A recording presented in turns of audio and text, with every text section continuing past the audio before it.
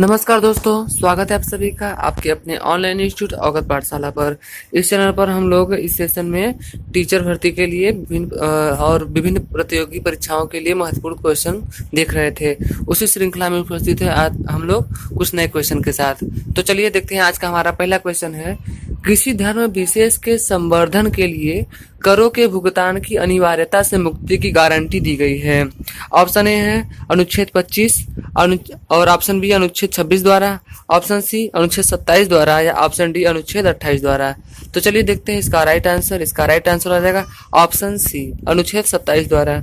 संविधान के अनुच्छेद 27 के अंतर्गत राज्य किसी ऐसे कर को व्यक्ति को देने के लिए बाध्य नहीं करेगा जो किसी धर्म या धार्मिक संप्रदाय की उन्नति में खर्च किया जाना हो, किंतु राज्य कोई भी धार्मिक सुविधा देने के लिए शुल्क आरोपित कर सकता है।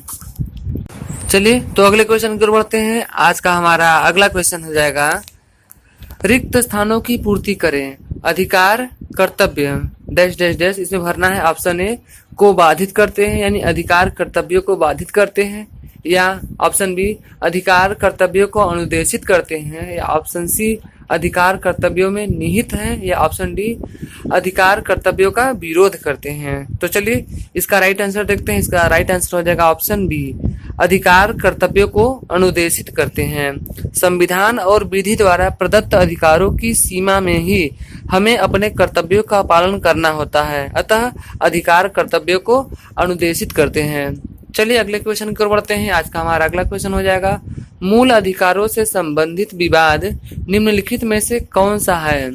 ऑप्शन ए गोलकनाथ बनाम पंजाब राज्य 1967, ऑप्शन बी पश्चिम बंगाल बनाम भारत संघ 1963, ऑप्शन सी शर्मा बनाम कृष्ण 1959, या ऑप्शन डी हो जाएगा आपका बम्बई राज्य बनाम बलसारा 1951। तो चलिए इसका राइट आंसर देखते हैं। इसका राइट आंसर हो जाएगा ऑप्शन ए गोलकनाथ बनाम पंजाब राज्य विवाद 1967 मूल अधिकारों से संबंधित है। इसमें सर्वोच्च न्यायालय ने निर्णय दिया कि संसद मौलिक अधिकारों में संशोधन नहीं कर सकती। केशवानंद भारती बनाम केरल राज्य विवाद 1973 में सर्वोच्च न्यायालय ने कहा कि संसद मूल ढांचे का उल्लंघन किए बिना मौलिक अधिकारों में संशोधन कर सकती है। चलिए अगले क्वेश्चन की ओर बढ़ते हैं। आज का हमारा अगला क्वेश्चन हो जाएगा, निम्नलिखित में से कौन सा मूल अधिकार विदेशी नागरिकों को प्राप्त नहीं है। ऑप्शन ए विधि की समझ क्षमता, ऑप्शन बी अभिव्यक्ति की स्वतंत्रता का अधिकार, ऑप्शन सी प्राण एवं दैहिक स्वतंत्रता का अधिकार, या ऑप्शन डी शोषण के विरुद्ध अधिकार। तो चलिए इसका राइट आंसर हो जाएगा ऑप्शन बी अभिव्यक्ति की स्वतंत्रता का अधिकार। यह अधिकार किसी भी विदेशी नागरिकों को नहीं प्राप्त है। भारत में अधिकांश मूल अधिकार विदेशी नागरिकों को भी प्राप्त है, जैसे विधि के समझ समानता, अपराधों के लिए दोषी सिद्धि के संबंध में संरक्षण, प्राण एवं दैहिक स्वतंत्रता का अधिकार, शोषण के विरुद्ध अधिकार। ये सारे के सारे अधिकार हैं उनको दिए गए हैं। इसके अलावा धर्म की स्वतंत्रता का अधिकार भी दिया गया है, ठीक है। परंतु कुछ मूल अधिकार जैसे अनुच्छेद 15, अनुच्छेद 16, अनुच्छेद 29, अनुच्छेद 19 और अनुच्छेद 30 विदेशी नागरिकों को प्राप्त नहीं है। चलिए अगले क्वेश्चन को बढ़ते हैं। आज का हमारा अगला क्वेश्चन हो जाएगा, अल्पसंख्यकों के हितों की सुरक्षा पर किस अनुच्छेद में प्रावधान किया गया है। ऑप्शन ए अनुच्छेद 14, ऑप्शन बी अनुच्छेद 19, ऑप्शन सी अनुच्छेद 29, या ऑप्शन डी अनुच्छेद 32। चलिए तो इसका राइट आंसर देखते हैं। इसका राइट आंसर हो जाएगा ऑप्शन सी अनुच्छेद 29। संविधान के अनुच्छेद 29 में अल्पसंख्यक वर्गों के हितों के संरक्षण का प्रावधान किया गया है। इसके अनुसार भारत के राज्य क्षेत्र में या उसके किसी भाग के निवासी या नागरिक को अपनी भाषा, अपनी लिपि या अपनी संस्कृति को बनाए रखने का अधिकार होगा। चलिए अगले क्वेश्चन की ओर बढ़ते हैं। आज का हमारा अगला क्वेश्चन है, बंधुआ मजदूर उन्मूलन अधिनियम संसद ने किस वर्ष पारित किया था। Option A 1971, option B 1976, option C 1979, या ऑप्शन डी 1981 में। तो इसका राइट आंसर देखते हैं। इसका राइट आंसर हो जाएगा ऑप्शन बी 1976 में। संविधान का अनुच्छेद 23 मानव के दुर्व्यापार एवं बलात् श्रम का प्रतिषेध करता है, जिसे बंधुआ मजदूरी उन्मूलन अधिनियम 1976 के द्वारा लागू किया गया। इस कानून के अंतर्गत बिना भुगतान किए मजदूरी कराना गैर कानूनी घोषित कर दिया गया। अनुच्छेद 35A के अनुसार संसद ऐसे कार्यों के लिए जो भाग 3 के अधीन अपराध घोषित किए गए हैं दंड विहित करने के लिए कानून बना सकती है।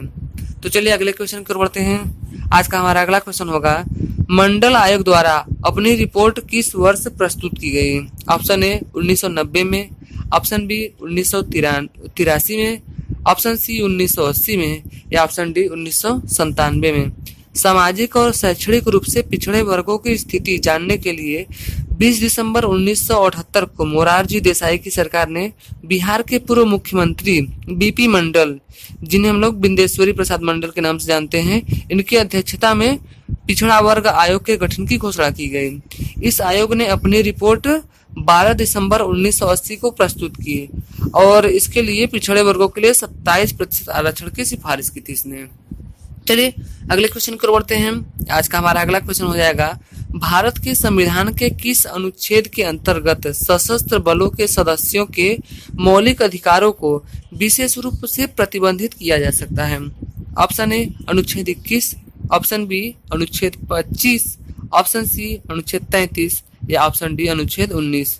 चलिए तो इसका राइट आंसर देखते हैं। इसका राइट आंसर हो जाएगा अनुच्छेद सी, ऑप्शन सी अनुच्छेद 33। संविधान का अनुच्छेद 33 संसद को यह शक्ति प्रदान करता है कि वह सशस्त्र बलों, खुफिया एजेंसियों एवं लोक व्यवस्था बनाए रखने वाले सुरक्षा बलों के मूल अधिकारों को सीमित कर सकती है और सीमित करने वाली विधियां भी बना सकती है।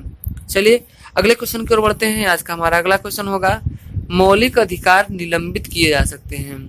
ऑप्शन ए राज्यपाल द्वारा, ऑप्शन बी राष्ट्रपति द्वारा, ऑप्शन सी विधि मंत्री द्वारा या ऑप्शन डी प्रधानमंत्री द्वारा। तो चलिए इसके राइट आंसर की ओर बढ़ते हैं। इसका राइट आंसर हो जाएगा ऑप्शन बी राष्ट्रपति के द्वारा। आपातकाल के दौरान मूल अधिकारों का निलंबन 2 प्रकार से होता है। अनुच्छेद 358 के अनुसार जब युद्ध अथवा बाह्य आक्रमण के कारण भारत अथवा उसके किसी क्षेत्र पर आपातकाल प्रभावित हो तो अनुच्छेद 19 में उल्लिखित मूल अधिकार स्वतः निलंबित हो जाते हैं। और दूसरा तरीका है अनुच्छेद 59 में राष्ट्रपति को यह अधिकार प्रदान किया गया है कि वह आपातकाल के समय में अनुच्छेद 20 व 21 को छोड़कर अन्य किसी भी मूल अधिकार के प्रवर्तन को निलंबित कर सकता है। ठीक है, तो चलिए अगले क्वेश्चन की ओर बढ़ते हैं। आज का हमारा अगला क्वेश्चन हो जाएगा, निम्नलिखित में से किसको संविधान द्वारा मौलिक अधिकारों के संरक्षण की शक्ति दी गई है? ऑप्शन ए भारत के सभी न्यायालयों को, ऑप्शन बी संसद को, ऑप्शन सी राष्ट्रपति को या ऑप्शन डी सर्वोच्च न्यायालय एवं उच्च न्यायालयों को। चलिए तो इसके राइट आंसर की ओर बढ़ते हैं और इसका राइट आंसर हो जाएगा ऑप्शन डी, ऑप्शन डी यानी कि सर्वोच्च न्यायालय एवं उच्च न्यायालयों के द्वारा। चलिए अगले क्वेश्चन की ओर बढ़ते हैं। आज का हमारा अगला क्वेश्चन हो जाएगा, निम्नलिखित में से कौन सी रीट व्यक्तिगत स्वतंत्रता का बुलवर्क है? ऑप्शन ए परमादेश, ऑप्शन बी बंदी प्रत्यक्षीकरण, ऑप्शन सी अधिकार पृष्ठा या ऑप्शन डी उत्प्रेषण। तो चलिए इसका राइट आंसर देखते हैं। इसका राइट आंसर हो जाएगा ऑप्शन बी बंदी प्रत्यक्षीकरण का अर्थ है व्यक्ति को सशरीर प्रस्तुत करो।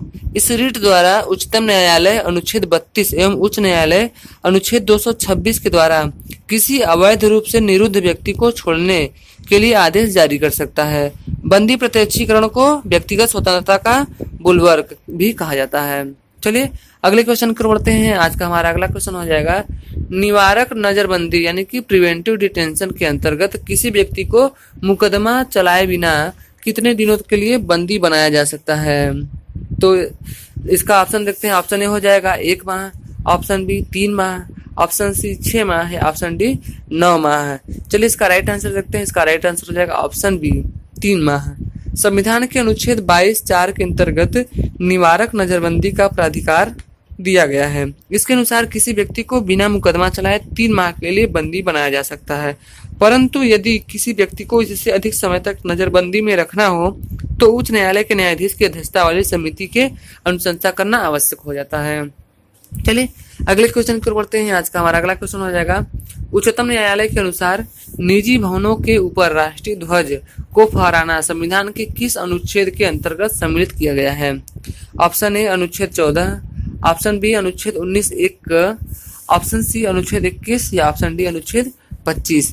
तो चलिए इसका राइट आंसर देखते हैं। इसका राइट आंसर हो जाएगा ऑप्शन बी अनुच्छेद 90 का फर्स्ट ए हो जाएगा। नवीन जिंदल बनाम भारत संघ 2004 ईस्वी में इस मामले में उच्चतम न्यायालय ने निर्णय दिया कि निजी भवनों के ऊपर राष्ट्रीय ध्वज फहराना संविधान के अनुच्छेद 19(1) में वर्णित अभिव्यक्ति की स्वतंत्रता के अंतर्गत प्रत्येक नागरिक का एक मौलिक अधिकार है। तो इस तरीके से आपने देखा आज कुछ क्वेश्चन को जो आपके एग्जाम के लिए बहुत ही महत्वपूर्ण है। आगे ऐसे हम लोग ढेर सारे वीडियो बनाते रहेंगे। जो लोग इस चैनल पर नए हैं इस चैनल को लाइक कर दें, इस चैनल को सब्सक्राइब कर दें और इस वीडियो को लाइक करें और शेयर करें। तो मिलते हैं अगले वीडियो में, तब तक के लिए नमस्कार।